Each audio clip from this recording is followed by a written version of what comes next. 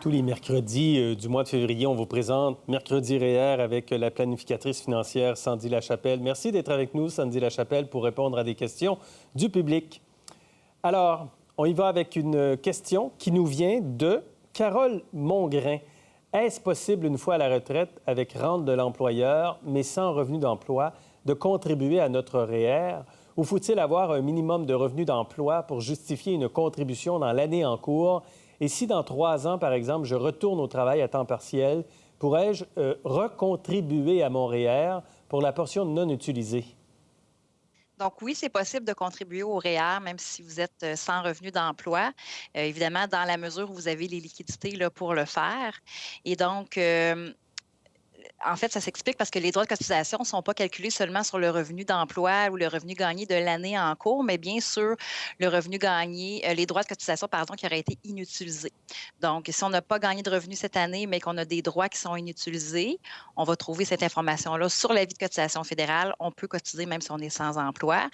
Et donc, à la question à savoir si dans 3 ans, elle pourra recotiser Oui. aussi, bien là, ça dépend de son âge. Donc, si madame, en fait, a moins de 72 ans, va pouvoir cotiser à son REER. La date limite, c'est le 31 décembre de la 71e année. Ensuite de ça, s'il lui reste des droits de cotisation, elle pourra le faire dans le REER de son conjoint si celui-ci est plus jeune. Très bien. Merci beaucoup. Bonne réponse. Michel Toupin pose la question suivante. N'ayant obtenu aucun gain en 2020, puis-je quand même déduire les frais normalement encourus pour générer mon revenu, par exemple de nouvelles cartes d'affaires imprimées avant le 13 mars 2020? Par gain, j'imagine que monsieur parle de revenus d'entreprise, là, on fait Mhm. mention de carte d'affaires. Donc, il y a 2 scénarios possibles. Soit monsieur est incorporé ou pratique de façon donc enregistré comme travailleur autonome. Donc, si vous avez plus de dépenses que de revenus, vous avez une perte d'entreprise. Dans le cas d'une entreprise incorporée, vous allez avoir un déficit à la fin de l'année qui va être reporté au solde de début de l'exercice suivant.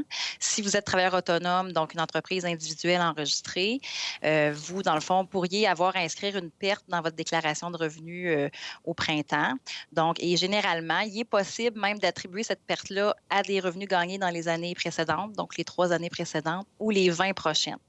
Donc, évidemment, ça serait de poser la question là, à un comptable pour avoir une réponse un peu plus technique. Excellent. Colette Duval nous pose la question suivante. J'aimerais savoir comment éviter à mes héritiers de payer un maximum d'impôts lors de mon décès. Mes actifs, maison, CELI, REER, pas de dette. Excellente question. Donc, la planification successorale a toujours été importante, mais avec, vous savez, le nombre de familles reconstituées, c'est très important de se poser ces questions-ci. Donc, la Mhm. principale question, c'est qui sont les héritiers, hein? Parce que le jour du décès, vous êtes présumé avoir disposé de tous vos biens à la juste valeur marchande.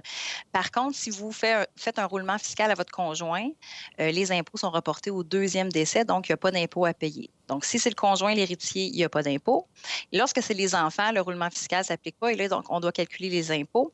De façon générale, pour la résidence principale, il n'y a pas d'impôt à payer à moins qu'on ait eu des résidences secondaires dans le passé et qu'on ait joué là, avec la désignation de résidence principale. Le CELI n'aura pas, en fait, d'impact fiscal au décès. C'est vraiment sur le REER que ça va se jouer. Les impôts différés, donc tout ce qui est accumulé comme report d'impôt dans la vie de madame va être à payer à son décès, va être ajouté à sa dernière déclaration de revenus.